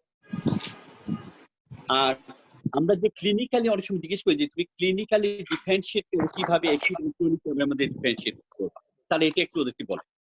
কোনটা কোনটা? অ্যাকিউট এবং ক্রনিক, অ্যাকিউট আর ক্রনিক আমরা ক্লিনিক্যালি ডিফারেন্সিয়েট করবে। হ্যাঁ ক্লিনিক্যালি, হ্যাঁ। First one is the history is the first important point. Acute mitral regurgitation যেটা, সেটা সাধারণত সাডেন অনসেট হয়। যেমন যদি মাইট্রাল ভালভ প্রলাপস হয়, সেখানে কর্ডি টেন্ডনি রাপচার হওয়ার কারণে হয়, এটা সাডেন অনসেট হয়, হিস্ট্রি হবে সাডেন অনসেট। যে এমআই পরে যদি কোনো হয়, এমআই এর পরে, তাহলে মনে করতে পারি মাসল রাপচার বা ডিসফাংশন যেটাই হোক হয়ে গেছে। এটা history is very important. Chronic MR এর ক্ষেত্রে সেটা কিন্তু ক্রনিক হিস্ট্রি থাকে, একটা সাডেনলি কোনো এরকম কোনো হিস্ট্রি থাকে না। এটা হচ্ছে সিমটম অনসেট। অ্যাকুট এমআর ক্ষেত্রে যেহেতু হিস্ট্রি শর্ট হিস্ট্রি, সিমটম অনসেটের হিস্ট্রিটা কিন্তু সাডেন। যেমন নাকি অ্যাকুট এমআর এর ক্ষেত্রে যেহেতু লেফট এবং লেফট ভেন্ট্রিকুল সাইজ নরমাল থাকে, আর একটা লেফট এট্রিয়াম ভেন্ট্রিকুলের উপরে একটা সাডেন ভলিউম ওভারলোড হওয়ার কারণে লেফট ভেন্ট্রিকুলার এন্ড ডায়াস্টোলিক প্রেসারটা বেড়ে যায়, লেফট এট্রিয়াল প্রেসার বেড়ে যায়, এবং একই কারণে পালমোনারি ভেনো ক্যাপিলারি প্রেসার বেড়ে যাওয়ার কারণে অ্যাকুট পালমোনারি এডেমা ডেভেলপ করে। এটা হচ্ছে সিমটমের দিক থেকে। আর ক্রনিক এমআর এর ক্ষেত্রে যে লেফট ভেন্ট্রিকুল এবং লেফট এট্রিয়াম গ্র্যাজুয়ালি যেহেতু নাকি সে ডাইলেট করতে থাকে, সেখানে একটা সময় পায় সে এটাকে অ্যাডাপ্ট করার জন্য, সেখানে অ্যাডাপটিভ ফেনোমেনা কাজ করে। এবং ট্রিটমেন্টের ক্ষেত্রে যে ভ্যাসোডাইলেটর কিন্তু ক্রনিক এমআই এর ক্ষেত্রে কিন্তু কোনো ইন্ডিকেশন নেই, কিন্তু অ্যাকুট এমআই তে vasodilator is very very important. IV vasodilator, সেখানে আইভিপি লাগতে পারে, এবং surgical treatment, immediate surgical treatment সাধারণত বেশিরভাগ ক্ষেত্রে এটা প্রয়োজন হয়, যেটা নাকি ক্রনিক এমআর এর ক্ষেত্রে সেটা প্রয়োজন হয় না। এটা ডেভেলপ করে ডেভেলপ করার পরে, অথবা যদি subclinical LB clinical dysfunction, systolic dysfunction develop করে, সেই ক্ষেত্রে সিমটম এবং ট্রিটমেন্ট অপশন, এই জিনিসগুলিতে আমরা ডিফারেন্সিয়েট করতে পারি অ্যাকুট মাইট্রাল রিগারজিটেশন কে from the chronic mitral regurgitation. Sir একটা কোশ্চেন আমি করি অনেক সময় যে এমআর কি আপনি ইমপ্রুভ, মানে এমআর কি ইমপ্রুভ করে যেতে পারে? এটা একটা ঠিক কোশ্চেন। এটার উত্তর হলো যে যদি এটা কার্ডাইটিসের জন্য হয়, যদি এটা ইসকিমিক হয়, আমি যদি ট্রিটমেন্ট এটা যদি এখন ওই যে কার্ডিওমায়োপ্যাথির জন্য হয়, আমি যখন হার্ট ফেলিয়ার ট্রিটমেন্ট করবো, এলপি সাইড থেকে এমআর কিন্তু ইমপ্রুভ করবে। অনেক সময় আমরা যে বলেছি যে একটা আরেকটা কোশ্চেন করি যে এমআর পেশেন্ট স্টেবল ছিল, সাডেনলি ডিটেরিয়েট করেছে, কোন কারণটা এটার জন্য হতে পারে? এটারও কিন্তু সিম্পল একটা উত্তর। বেশিরভাগ ক্ষেত্রে এটা উত্তর হলো যে এফ হওয়ার জন্যই যে স্টেবল ছিল, এটা যদি কন্ট্রিবিউশন ছিল সেটা নাই, ওই সাথে সাথে ব্যাক প্রেশার বেড়ে গিয়ে পালমোনারি এডিমা হচ্ছে ফেলিওর। দ্বিতীয়টা হলো যদি তার অ্যাকিউট আবার কার্ডিয়াইটিস, রিমেটিক রিকারেন্স অফ কার্ডিয়াইটিস হয়। তৃতীয় হলো যদি তার ইনফেক্টিভ এন্ডোকার্ডিটিস হয়, কোনো কারণে যদি হঠাৎ করে কর্ডাল রাপচার হয়, তাহলে কিন্তু স্যার এই যে কোশ্চেনগুলো আমি তো আরো কতগুলো কোশ্চেন আপনি লেকচার শুনে শুনে মনে করছিলাম যে আমরা ছাত্রকে জিজ্ঞেস করি, এটা ভুল করে যায়। আর স্যার ওই যে ইকোতে আপনি আমাদেরকে যেরকম শিখিয়েছেন, এটা আমি দেখি ইকো রিপোর্টে যে কমন একটা এরর করতে দেখি আমি, স্যার কিন্তু বারবার জোর দিয়েছেন এমআর এর পেশেন্টে এলভি আইডিডি 45 সিস্টোলিক ডায়ামিটার যদি 45 মিলিমিটার উপরে হয়, অথবা ইনজেকশন ফ্র্যাকশন 60% নিচে হয়, তাহলে কিন্তু এলভি ডিসফাংশন শুরু হয়ে গেছে। অথবা আমরা প্রায় রিপোর্ট দেখবো MR moderate, LV function normal. এটা কিন্তু যে একটা ভুল, এটা কিন্তু আমাদের অ্যাওয়ারনেসে ঢোকা উচিত। কিন্তু এখানে ফাংশনাল ইএফ কিন্তু আসলে 20-30% কম, কারণ ওটা চলে যাচ্ছে লেফট এট্রিয়াম, আমার স্ট্রোক ভলিউম হিসাবে যাচ্ছে না, এটা খেয়াল রাখা উচিত। এরকম স্যার আরো কয়েকটা কোশ্চেন আমি বলবো স্যার। বলেন স্যার। হ্যাঁ, ওই যে ইসিজিতে যেমন আপনি স্যার ওই যে বলে দিচ্ছেন যে এলভিএইচ ভোল্টেজ ক্রাইটেরিয়া, এখন এই ভোল্টেজ ক্রাইটেরিয়া স্যার কেন বলবেন? আমরা কেন শুধু যে এলভিএইচ প্রেজেন্ট এটা বলি না কেন? ইনিশিয়ালি যেটা হয় সেটা হচ্ছে লেফট ভেন্ট্রিকুলার এই অডিও প্রবলেম হচ্ছে। না ঠিক আছে। হ্যালো নুরুল রহমান স্যার, হ্যাঁ বলেন স্যার। স্যার বলেন স্যার। শোনা যাচ্ছে? হ্যাঁ বলেন স্যার, এখন শুনে আসছে। এখন শোনা যাচ্ছে স্যার। হ্যাঁ, যেটা বলতেছিলাম আমরা যে ইনিশিয়ালি ভলিউম ওভারলোড হওয়ার কারণে যেটা ক্রাইটেরিয়া থাকে যে টি আপরাইট থাকে, ন্যারো থাকে, এইগুলো থাকে মাইট্রাল রিগারজিটেশনে। কিন্তু যদি লেফট ভেন্ট্রিকুলার থাকে, হাইপারট্রফি থাকে, মাসল হাইপারট্রফি যদি থাকে, যেমন অ্যাওর্টিক স্টেনোসিস এই ধরনের কোনো কিছু, যদি হাইপারটেনশন, সেক্ষেত্রে সাধারণত স্ট্রেইন ক্রাইটেরিয়াটা আমরা পাই সেক্ষেত্রে। এটা একটা স্যার, এটা আরেকটা কোশ্চেন যেটা আমি করি স্যার, যে ইকোতে আরেকটা আমরা অবজারভেশন করব যে ইকোতে প্রায়ই যেটা আসলে বাইসাইকাল ভালভ প্রলাপসের জন্য এমআর হয়েছে সেটাকে নিউমেটিক এমআর করা হয়। এই এররটা যাতে না করে কোন পয়েন্টগুলো দেখলে তারা এই ভুলটা করবে না, কারণ থিকেন মাইট্রাল ভালভ লিফটে দেখে সবাই কিন্তু বলেছে যে এটাকে এডিমেটিক ভেরি ইম্পর্টেন্ট এবং পেট কোশ্চেন, এটা আমার প্রিয় কোশ্চেন। সেটা হলো আমাদের অনেকেই কিন্তু আমি দেখেছি যে মাইট্রাল ভালভ থিকেন দেখেই লিখে দেয় যে ল্যাটেন্ট কার্ডাইটিস বা এই ধরনের কোনো কথা লেখা থাকে, কিন্তু আসলে এটা কিন্তু ঠিক না। কারণ মাইট্রাল ভালভ যদি লিফটেডকে যদি আমরা চিন্তা করি, মাইট্রাল ভালভ লিফটেডকে আমরা তিনটা ভাগে ভাগ করতে পারি: বেজাল জোন, মিড জোন এবং বেজাল জোন, ক্লিয়ার জোন এবং রাব জোন। রাব জোন বা থিকেন জোন এটা হচ্ছে distal part of the leaflet. লিফলেটের ডিস্টাল পার্ট থিকেন থাকবে এই জন্য যে প্রাইমারি কর্ডগুলি কিন্তু সেখানে অ্যাটাচ থাকে। যেখানে কর্ডাল অ্যাটাচমেন্ট থাকে এই জায়গাটা অ্যাকচুয়ালি থিকেন থাকবে। If it is less than 5 millimetre তাহলে এটাকে আমরা থিকেন বলবো না, এক নাম্বার। দুই নাম্বার হলো যে লিফলেট থিকেন কিন্তু আমরা এটাকে রিউমেটিক হার্ট ডিজিজ আমরা বলবো না। সেই সাথে একই সাথে কর্ডি থিকেন থাকতে হবে, কর্ডাল অ্যাডেশন থাকতে হবে, শর্টেনিং থাকতে হবে, এবং মোস্ট ইম্পর্টেন্ট পয়েন্ট যেটা রিউমেটিক হার্ট ডিজিজের মাইট্রাল ভালভ মরফোলজি, সেটা হচ্ছে commissural fusion. Right, must have commissural fusion.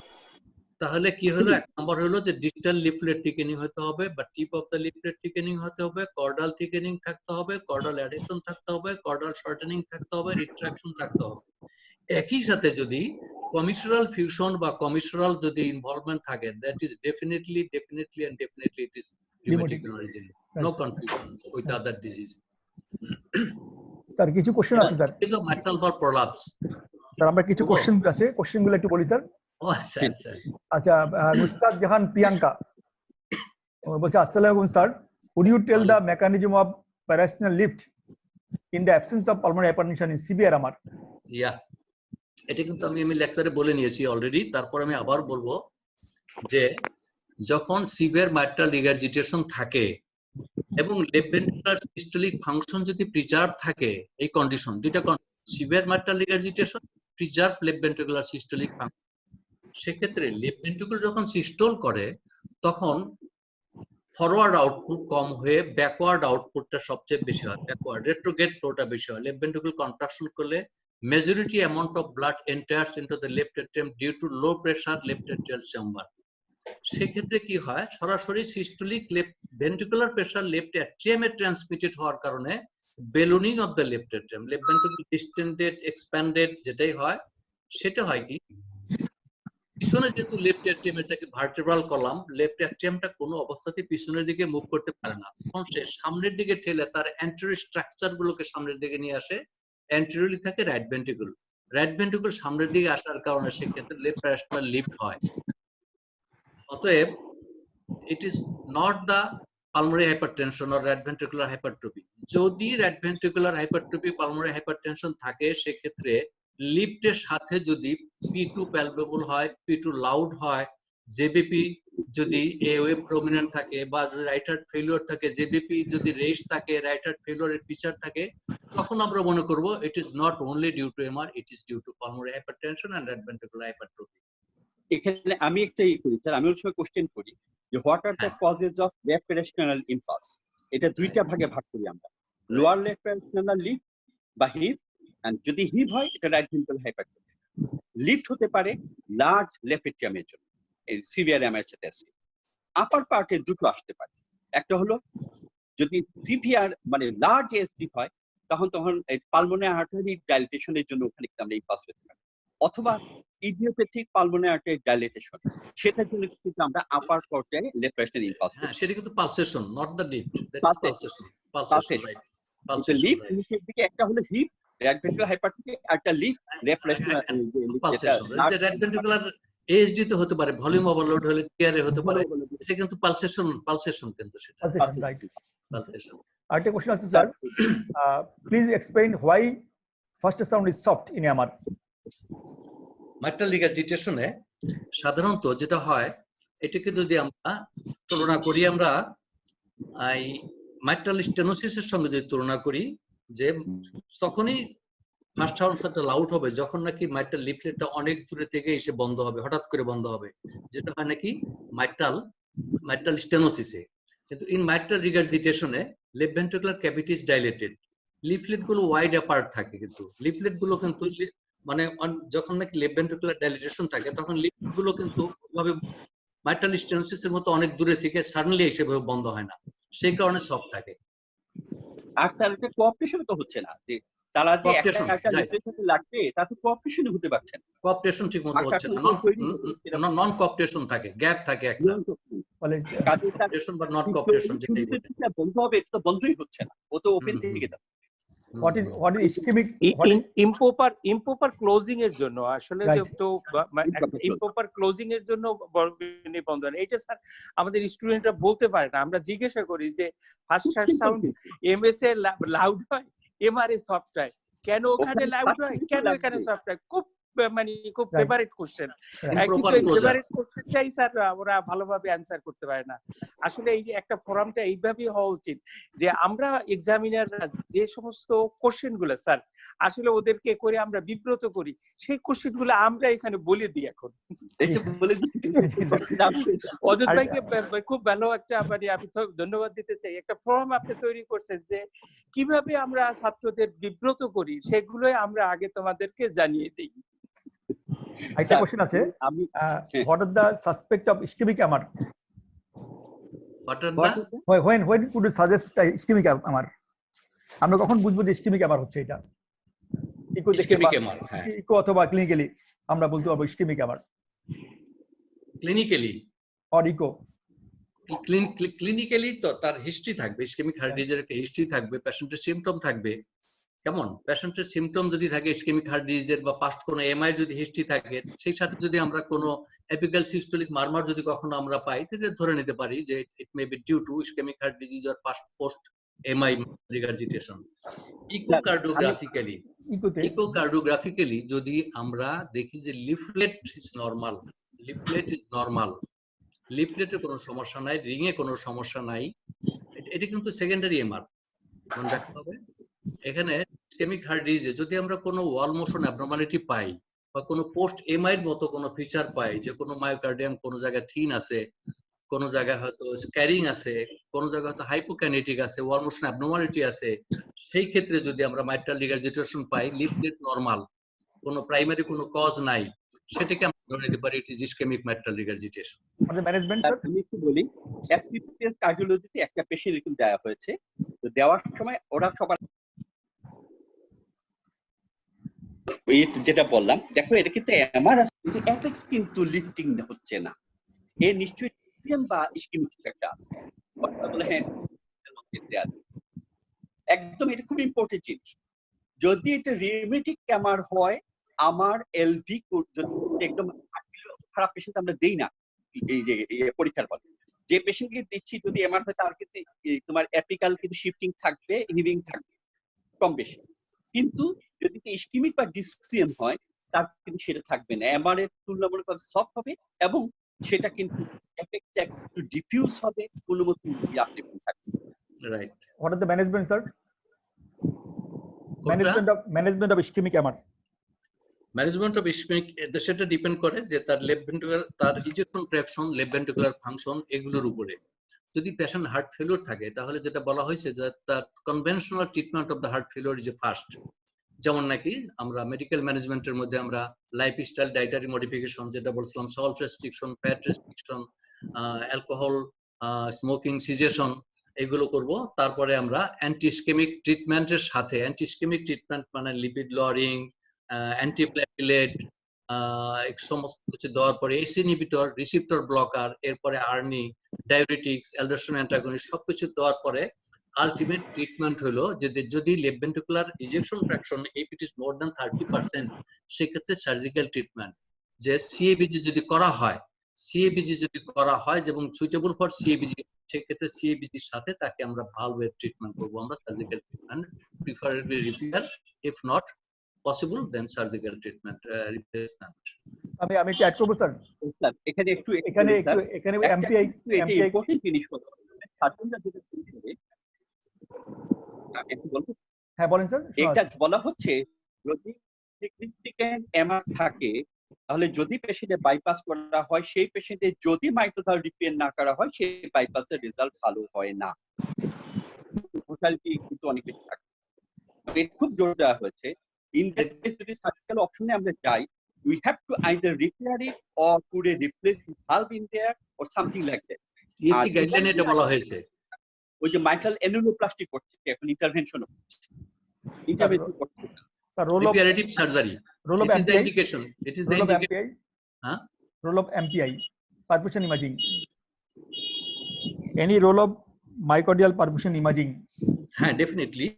প্রথম কথা হচ্ছে যদি ইকোকার্ডিওগ্রাফিক্যালি কিন্তু আমরা অনেক সময় মায়োকার্ডিয়াল পারফরম্যান্স কিরকম আছে সেটা আমরা বুঝতে পারি। Number one is if most of the portion of the myocardium or a large portion of the myocardium is thin and echogenic, আমরা ধরে নিতে পারি it is dead myocardium, it is scar tissue, সেক্ষেত্রে তার সার্জিক্যাল এবং যদি ejection fraction কম থাকে আমরা ধরে নিতে পারি যে তার post surgical outcome will be very poor.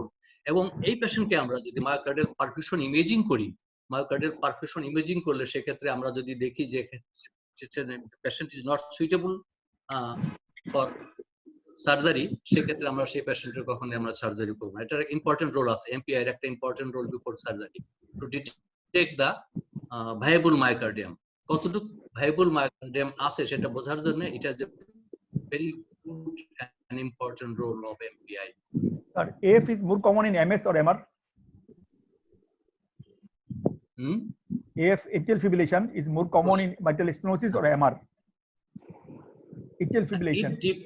It is more common in it depends on the size of the left atrium and the fibrosis of the left atrium. It is more common in mitral stenosis. Right, sir. Right. তার ওই একটা question, খুব simple question কিন্তু এটা important. একজন জিজ্ঞেস করেছে যে আমি মাইট্রাল লিগেশনের ডিডি কি বলবো, ডিফারেনশিয়াল ডায়াগনোসিস কি বলবো? হ্যাঁ, it is very important question. Mitral regurgitation, if it is true mitral regurgitation তাহলে এটার কোনো ডিডি নাই, it is mitral regurgitation। তবে কারণে ডিডি হতে পারে, হ্যাঁ তবে কারণে ডিডি হতে পারে, তবে যদি পরীক্ষার বলার জন্য বলতে হয় সেক্ষেত্রে যদি কখনো নাকি মাইট্রাল রিগার্জিটেশনের মারমার প্রথম কথা ফার্স্ট হার্ট সাউন্ড কিরকম, ইন্টেন্সিটি কিরকম সে একটা জিনিস, দুই নম্বর মাইট্রাল রিগার্জিটেশনের মারমারটার কোয়ালিটিটা কিরকম, is it mid systolic or it is pan systolic, এবং এর রেডিয়েশনটা কি ব্যাকে যায় নাকি এটা মেডিলি আসে, এই ধরনের কনফিউশন যদি হয় তখন ডিফারেনশিয়াল ডায়াগনোসিস আসে। যেমন নাকি যদি মাইট্রাল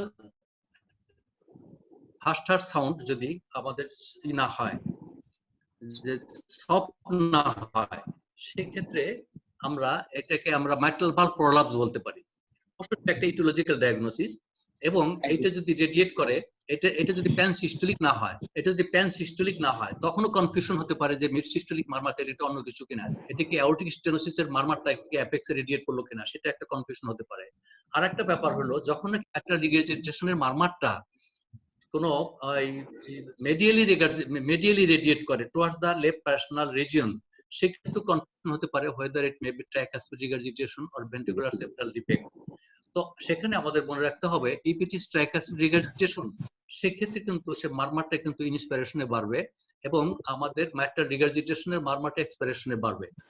এবং যদি ভিএসডির সঙ্গে কনফিউশন করি আমরা, প্যানসিস্টোলিক মারমার শেখানো হয়, মাইট্রাল রিগার্জিটেশন হয়, তো মাইট্রাল রিগার্জিটেশনের মারমারকে আমরা যেটা বলি একটা ভদ্র মারমার, আচরণ খুব ভদ্রচিত্ত, কারণ সফট থাকে, ব্লোয়িং থাকে, হ্যাঁ, কিন্তু ভিএসডির মারমারটা কিন্তু অভদ্রচিত্ত আচরণ করে, খুব রাফ থাকে। সেক্ষেত্রে প্যারাসোনাল রিজিয়নে একটা সিস্টোলিক চিল পাওয়া যাবে, কিন্তু মাইট্রাল রিগার্জিটেশন মারমারের চিলটা সাধারণত প্যারাসোনাল রিজিয়নে আসবে না। তা দুইটার কি বলে nature of the murmur, quality of the murmur, হ্যাঁ, এগুলি দিয়ে ডিফারেন্সিয়েট করা যেতে পারে। What are the bed prognostic factor in MR? What is the bed prognostic factor in MR? Severe MR. Oh, bad prognostic factor is the left ventricular dysfunction. MR, left ventricular dysfunction. যদি left ventricular dysfunction সাথে থাকে, ধরে নেওয়া হয় post surgical outcome is very poor. Post surgical outcome is very poor. It is a left ventricular dysfunction.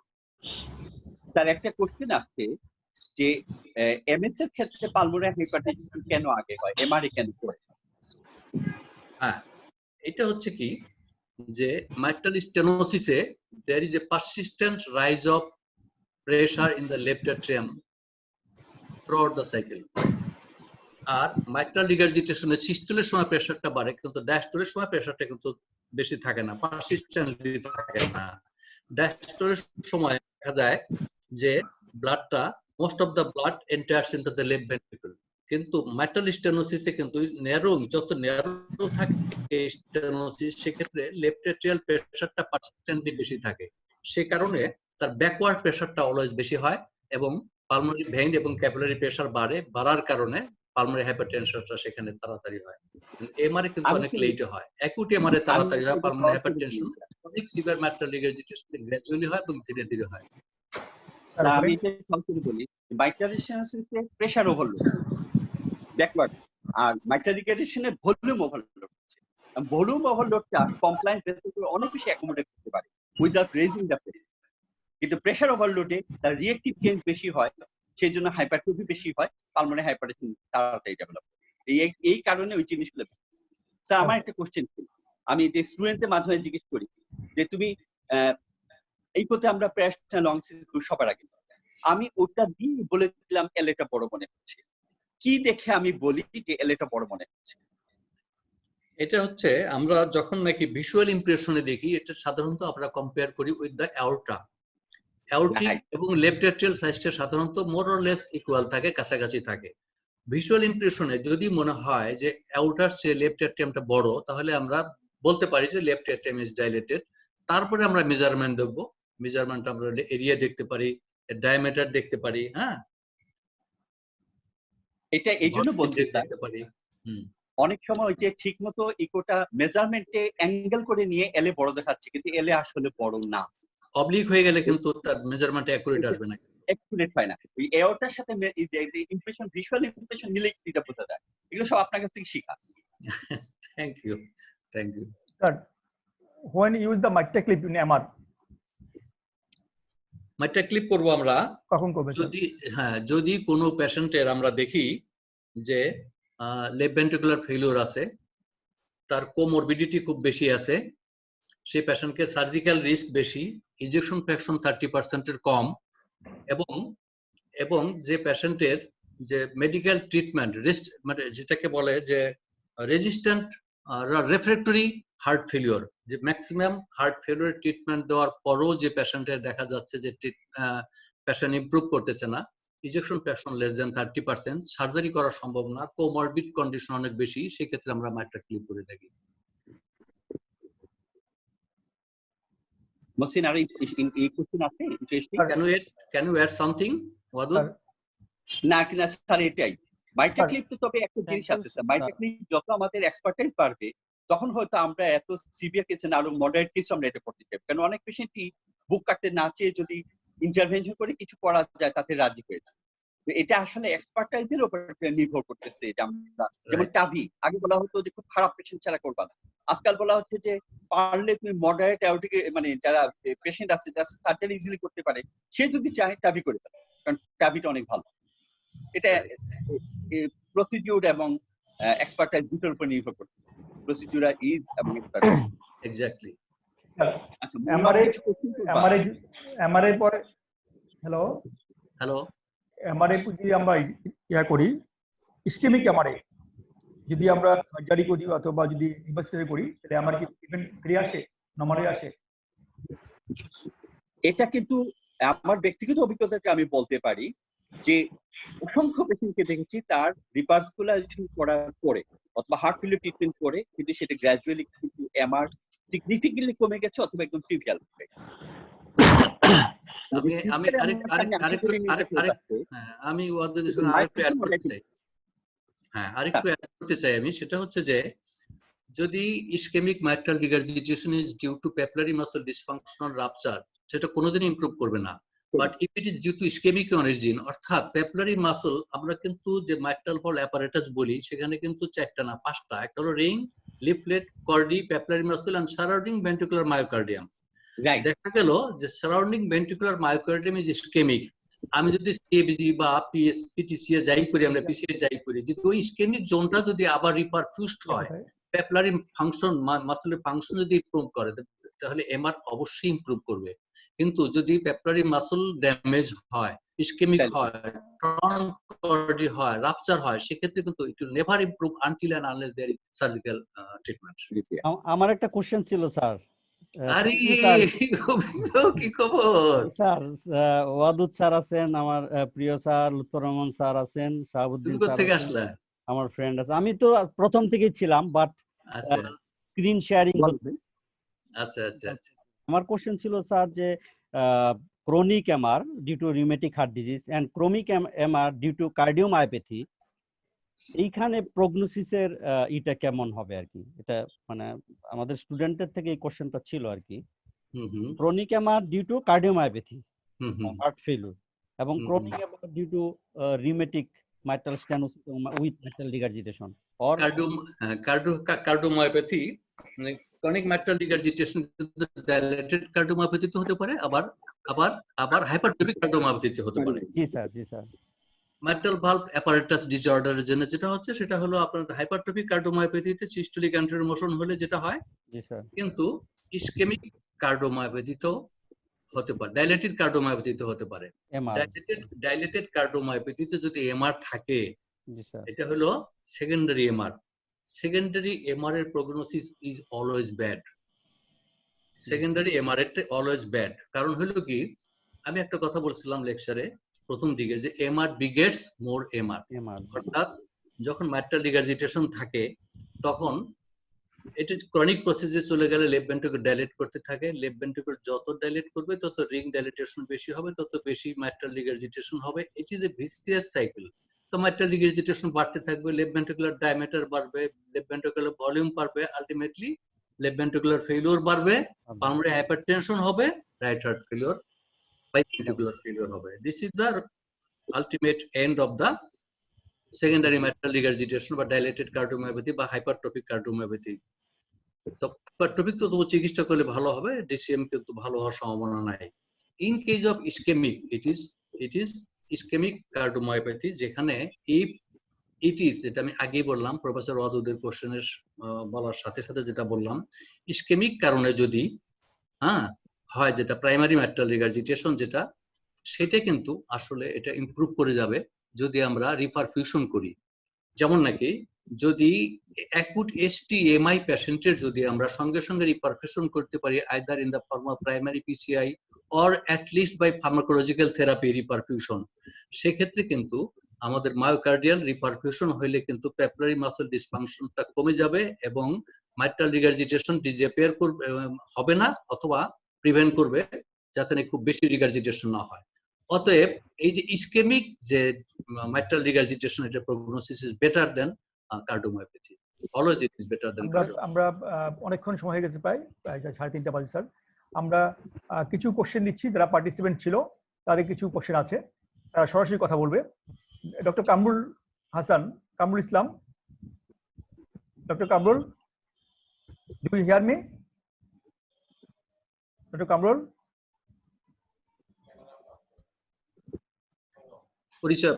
পরিচয় দিয়ে প্রশ্ন করুক। ডক্টর কামরুল, মনে কোশ্চেনে যাও।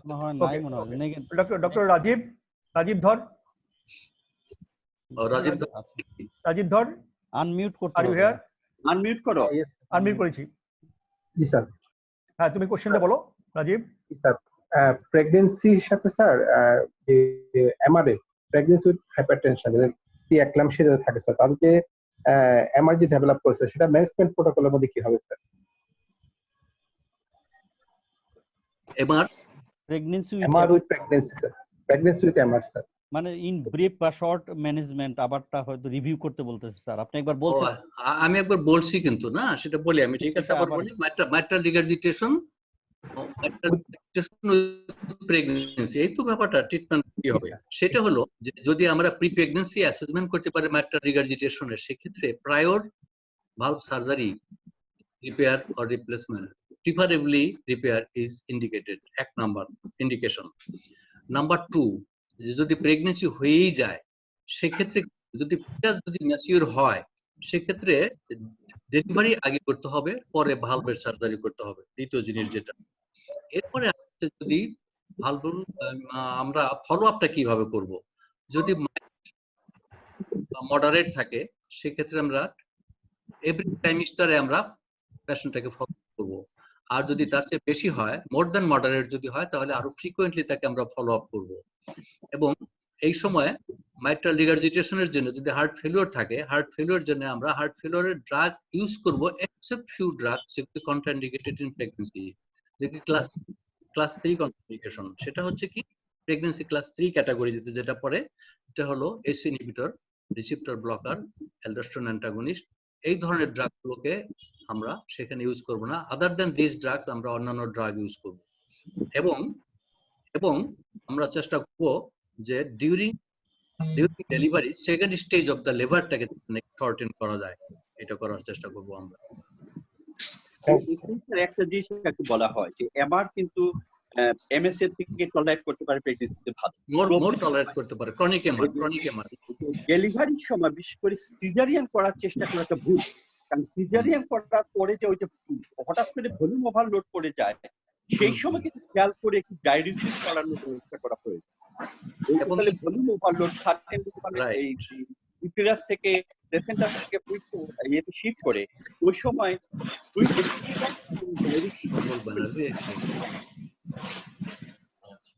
Thank you sir. সজল ব্যানার্জির নামটা দেখলাম কোথায়? আরে সজল ব্যানার্জির আমি এই প্যানেলিস্টে আনতে বলছি মহসিনকে। মহসিন, সজল ব্যানার্জি কি সৌভাগ্য আমার। আসছে স্যার, আসছে। কি সৌভাগ্য আমার ছোট ভাই।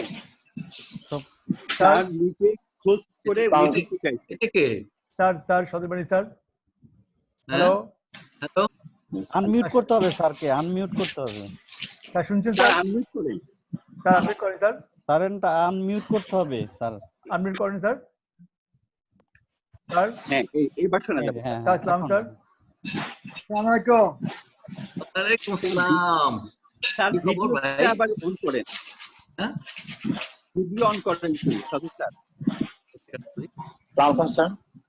স্যার হ্যাঁ, এবার দেখা যাচ্ছে। আমাকে দেখা যায়, আমাকে শোনা যায়? শোনা যায়। আপনি কেন আসলেন? আপনাকে আমি কোশ্চেন করব। আমি কোশ্চেন করব, আপনি কোশ্চেন করবেন না। গোবিন্দ কি বলো? সজল কি বলো? জি স্যার, ঠিকই আছে স্যার, কিন্তু স্যার তো মিউট করে দিয়েছে। কেন? মহসিন, হ্যাঁ শোনা যায়। আমরা স্যারই মিউট করছে, স্যারই শোনা যায় কিন্তু দেখা যায় না তো আপনাকে। না, এই পাশে এসে পড়ছে স্যার। স্ক্রিন ই হয়েছে, রিডিস্ট্রিবিউশন হয়েছে স্যার। আছে স্যার, আচ্ছা, এই যে নাম দেখা যাচ্ছে, নাম দেখলেই হবে। হ্যাঁ আছে স্যার। স্যার আপনার এই ভিডিও অন করেন। আপনার উপস্থিতি আমাদেরকে, আমাদের অনুষ্ঠানটাকে ধন্য করেছে। হ্যাঁ সেটাই এগ্রি আমরা স্যার। সজল ব্যানার্জি, ক্যামেরাটা অন করেন স্যার। প্রফেসর সজল ব্যানার্জি, আপনার উপস্থিতি আমাদের অনুষ্ঠানটাকে ধন্য করেছে। এই যে এখন আছে। নমস্কার স্যার। নমস্কার। শোনা যায়? হ্যাঁ, শোনা যায় স্যার, শোনা যায়। আরে বাবা, আদাব স্যার। বড় ভাই। হ্যাঁ বড় ভাই। ভালো আছেন? ঈশ্বর ভাই, একদম প্রথম থেকে আমি শুনেছি। কি বলে? Very nice session, very nice session. একদম সাইলেন্টলি পুরোটা শুনেছি। স্যার আপনার লেকচার আছে স্যার। ভুল ত্রুটি হলে মাফ করে দিবেন। আরে দূরও খুব ভালো হয়েছে, খুব ভালো। আপনাকে দেখে মনে হচ্ছে আমার উস্তাদ স্বয়ং জাফর স্যার আমার সামনে বসা মনে হচ্ছে। এক্সেলেন্ট। স্যারের কথা অনেকবার মনে করেছি। আজকে আমরা আমাদের সবার তরফ থেকে স্যারকে আমরা আমাদের শ্রদ্ধা নিবেদন করি। স্যারের জন্য সবাই দোয়া করেন। সবাই দোয়া করি, তার প্রতি আমরা আন্তরিক শ্রদ্ধা নিবেদন করি। আমি খুব খুশি হয়েছি। Last question, doctor Mohammad Shariful Islam. Last question, doctor Shariful Islam. কি নাম? Doctor Mohammad Shariful Islam. Shariful Islam, mike unmute করেন। আনমিউট করতে হবে। চেহারা দেখা যাবে? ডক্টর শরীফ, শরীফুল ইসলাম, শরীফুল আনমিউট করেন। Video on doctor Sharif, video দেখা যাবে না। ভিডিও আনমিউট করতে হবে। ভিডিও দেখা যাবে না, কথা বলো। চেহারা না দেখলে মজা পাওয়া যাবে না তো। রিকগনাইজ করতে পারতেছি না। কি নাম বললো? ডক্টর শরীফ, আপনি কি আছেন? শরীফুল, এই তো মহসিন। এই হ্যাঁ শরীফ, আবার আনমিউট হয়ে গেছে। ওকে ওকে না, ওকে ওকে ওকে। ডক্টর মোহাম্মদ শরীফুল ইসলাম। হ্যাঁ স্যার আসসালামু আলাইকুম স্যার। করোনা হাসপাতাল স্যার। ওয়ালাইকুম আসসালাম স্যার, করোনা হাসপাতাল থেকে স্যার বলছি। ডিউটি করতেছে। আচ্ছা, ডিউটিতে। জি স্যার। হ্যাঁ বলো। আল্লাহ হেফাজতে রাখুক। স্যার ওই যে আমার একটা কোশ্চেন ছিল যে আমরা স্যার সাধারণত স্যার দেখি যে মাইক্রো লিমিটেশনের পরবর্তী সিকোয়েন্সটা হচ্ছে ventricular remodelling, atrial remodelling. Sir আমরা ফ্রম দ্য ভেরি বিগিনিং আমরা কেন স্যার এই রিমডেলিং প্রিভেন্ট করার জন্য ড্রাগগুলো যেগুলো আছে সেগুলো ব্যবহার করি না স্যার? হ্যাঁ শুনছি। স্যার ভেন্ট্রিকুলার রিমডেলিং প্রিভেন্ট বা অ্যাট্রিয়াল রিমডেলিং প্রিভেন্ট করার জন্য যে ড্রাগগুলো সাধারণত আমাদের জানা আছে এইগুলো আমরা এমআরএ কেন স্যার আমরা ফ্রম দ্য ভেরি বিগিনিং আমরা ব্যবহার করি না? আমার কথা হলো যে রিমডেলিং এর জন্য ড্রাগ ব্যবহার করার চেয়ে গাইডলাইনের যে ইন্ডিকেশন আছে সেই ইন্ডিকেশন অনুযায়ী ট্রিটমেন্ট করলে এগুলো ড্রাগ কিন্তু ব্যবহার করতে হয় না। কারণ পেশেন্ট সিম্পটম ডেভেলপ করার আগেই আমরা যদি পেশেন্টকে ফলো করি ইকোকার্ডিওগ্রাফিক্যালি, তখন নাকি পেশেন্ট অ্যাসিম্পটোমেটিক, সেই পেশেন্টের যদি লেফট ভেন্ট্রিকুলার ডায়ামিটার যদি 45 অথবা তার বেশি হয়, পেশেন্ট যদি 60 বার নিচে আসে, তাহলে তো সার্জিক্যাল ইন্ডিকেশন হয়েই গেল। সেক্ষেত্রে লেট স্টেজ পর্যন্ত যাওয়ার সুযোগ আমরা দেব পেশেন্টকে। তারা এই গাইডলাইন অনুযায়ী আমরা পেশেন্টকে সার্জিক্যাল ট্রিটমেন্ট দিতে চাই, এই কারণে ইউজ করা হয় না। স্যার আমি একটু সাপ্লিমেন্ট করব স্যার। হ্যাঁ আমি একটু সাপ্লিমেন্ট করব স্যার। অবশ্যই। আচ্ছা স্যার, এটা মানে রিসেন্ট যে মেটা অ্যানালাইসিস আছে, অনেকগুলো মেটা অ্যানালাইসিস আছে, সেইগুলোর ভিতরে এই যে ডিজিজ মডিফাইং বা রিমডেলিং যে ড্রাগ গুলো আছে এগুলো একদিকে দেওয়া এবং উইদাউট ড্রাগ আর একদিকে দেওয়া, তার ভিতরে কোনো ধরনের ডিফারেন্স খুঁজে পাওয়া যায় না। এই জন্য পরবর্তী গাইডলাইন গুলো আপনি যেটা স্যার উল্লেখ করছেন, পরবর্তী গাইডলাইন গুলো এই সমস্ত ড্রাগ গুলো ডিজিজ মডিফাইং ড্রাগ গুলোকে স্যার উইথড্র করে দেওয়া হয়েছে। আমরা যখন 2002 সালেও স্যার আমরা ক্রনিক এয়ারে আমরা দিতাম, নিপিডিপিন দিতাম, সিভিয়ার হার্ট ফেইলিওর এই দিকে এসি ইনহিবিটর এখনো আমরা দিতাম, কিন্তু এইগুলোর কোনো ইফেক্টিভনেস প্রমাণিত না হয় পরবর্তীতে 2017-18 যে গাইডলাইন গুলো স্যার আসছে এইগুলো স্যার এই ড্রাগ গুলো উইথড্র হয়ে গেছে, যেটা আপনি স্যার খুব ক্লিয়ারলি বলছেন। হ্যাঁ, যে আফটারলোড রিডিউসিং ড্রাগ গুলো শুধু অ্যাকুট এমআর এর বেলায় প্রযোজ্য, ক্রনিক এমআর এর বেলায় এগুলোর কোনো ইন্ডিকেশন নাই। জি স্যার। ক্রনিক এমআর যেটা ইন্ডিকেশন কিন্তু এমআর এর প্রগনোসিসের ক্ষেত্রে আলাদা কোনো বেনিফিট যে দেয় তেমন কোনো প্রমাণ না, এবং গাইডলাইনে এটা ইউ করে নাই, সাজেস্ট করে নাই। মেকানিক্যাল সলিউশন এর এটা খুব লাভ হয়, রাইট। শুধু হার্ট ফেলিওর কি কিন্তু আমরা প্রায় শেষ দিকে আসছি স্যার, আমরা একটু কথা শুনি প্যানেলিস্টদের। Doctor Mohammadullah Firoz from the beginning আমাদের সাথে আছে। ফিরোজ কিছু বলবে? মোহাম্মদুল্লাহ কই? ফিরোজের চেহারাই তো দেখলাম না আমি। না দেখি স্যার। ফিরোজ, মোহাম্মদুল্লাহ স্যার আপনার মাইকটা অন করেন স্যার। ফিরোজ তোমার মাইক ফিরোজ কোথায়? ফিরোজকে দেখা যাচ্ছে না, খোঁজা হচ্ছে। মুসিবত, কেউ যদি ওয়েবিনারে না থাকে তাকে খোঁজা হবে। শাকিল গফুরের চেহারা দেখছি, কথা শুনি নেই। কেমন আছো ভাই? ভালো আছো? স্যার অনেকদিন পর দেখে আমার খুব ভালো লাগলো। আর ভালো লাগছে না স্যার, আর বিশেষ করে গত মার্চের পর্যায়ে শেষের দিক থেকে এই প্রোগ্রামগুলো কোভিড এর কারণে সবকিছু ওলট পালট হয়ে গেছে। আমরা আমাদের একাডেমিক কার্যক্রমও আমাদের হাসপাতালে ঠিকমতো চালাতে পারি নাই। তার মাঝে ওয়াদুদ আর মহসিন ওরা অ্যারেঞ্জ করে যে প্রোগ্রামটা করছে আমি খুব অ্যাপ্রিসিয়েট করি। আশা করি এই জিনিসটা through out the at least for 6 month এটাতে চলবে, কারণ কখন কিভাবে আসবে ওইটা ঠিক বলা যায় না। আর আপনি আমাদেরকে যেই আজকে মাইট্রাল রিগার্জি লেকচারটা বললেন সেটা আমি বলবো যে এক্সেলেন্ট আর কি, যে একটা এরকম স্ট্যান্ডার্ড হতে পারে সেটা আমরা দেখলাম, আমরা অনেক অনুপ্রাণিত হব sir. Thank you. Thank you. Firoz আসছে, মাহমুদুল্লাহ। হ্যালো স্যার, শুনতে পাচ্ছেন? লুৎফুর রহমান স্যার, চেহারা কোথায়? চেহারা দেখা যাচ্ছে না, এখন দেখা যাচ্ছে। দেখা যাচ্ছে স্যার। তোমার চেহারা তো খারাপ না, তোমার চেহারা তো ভালো। স্যার থ্যাংক ইউ স্যার, খুব সুন্দর লেকচার হয়েছে sir. Thank you very much, thank you, thank you very much, thank you. Sir doctor Shahriar Kabir. Shahriar, আরে শাহরিয়ার কি খবর? শাহরিয়ার from দিনাজপুর। ওয়ালাইকুম স্যার। তুমি তো অনেক পড়াছো।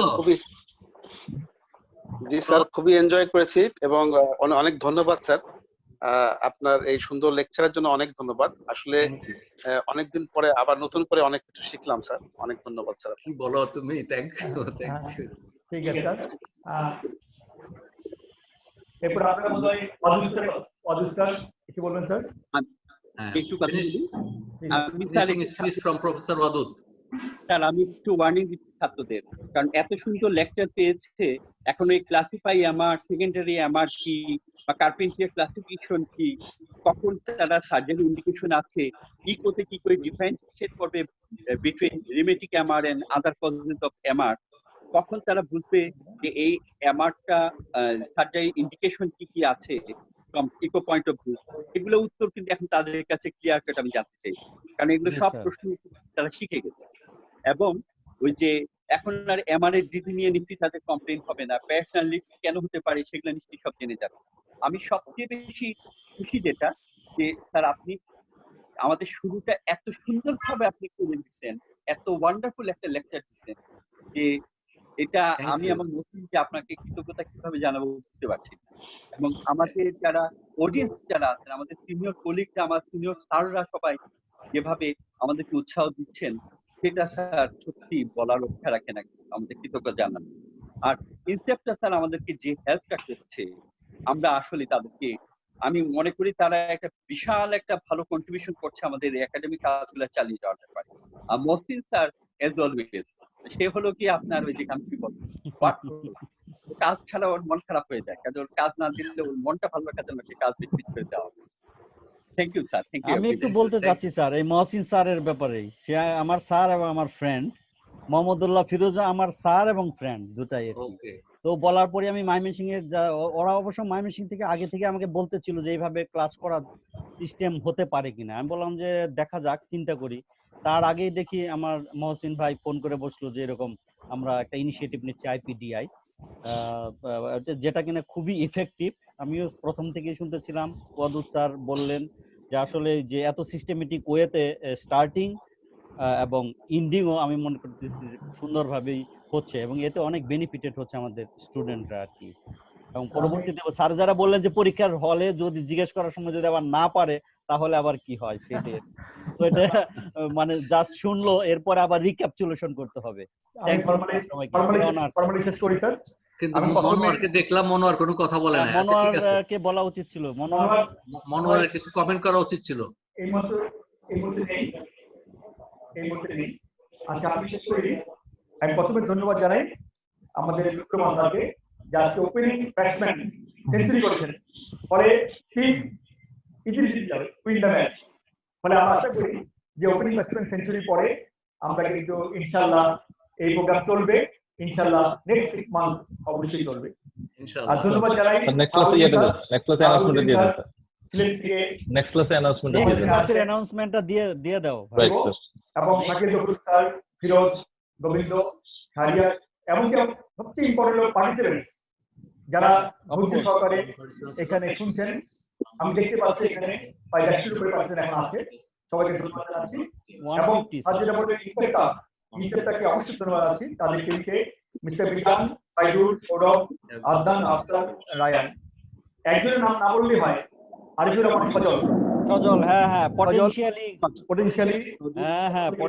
করে গেছে। Thank you sir, potential candidate. কালকে আবার দুপুর 2টায় দেখা হবে আমাদের সদ্য sir Abdullah Shafi Majumder sir lecture নেবেন পালমোনারি হাইপারটেনশন। কালকেই স্যার, দুইটায়, আগামীকাল দুইটায়, কালকে ক্লাস নেবেন 2টার সময়। আপনাদের সবাইকে সেখানে থাকার জন্য অনুরোধ করছি এবং সবার করোনা মুক্ত থাকার জন্য, যে আমরা যে করোনা ঝামেলায় আছি এখান থেকে বিশেষ করে সিনিয়র যারা আছেন সদর স্যার, লুতুর রহমান স্যার, তাদেরকে বলবো আমরা মুক্ত থাকুক, সুস্থ থাকুক, আমরা দোয়া করি সবার জন্য। সবাইকে ধন্যবাদ। আসসালামু আলাইকুম। আল্লাহ হাফেজ। আসসালামু আলাইকুম।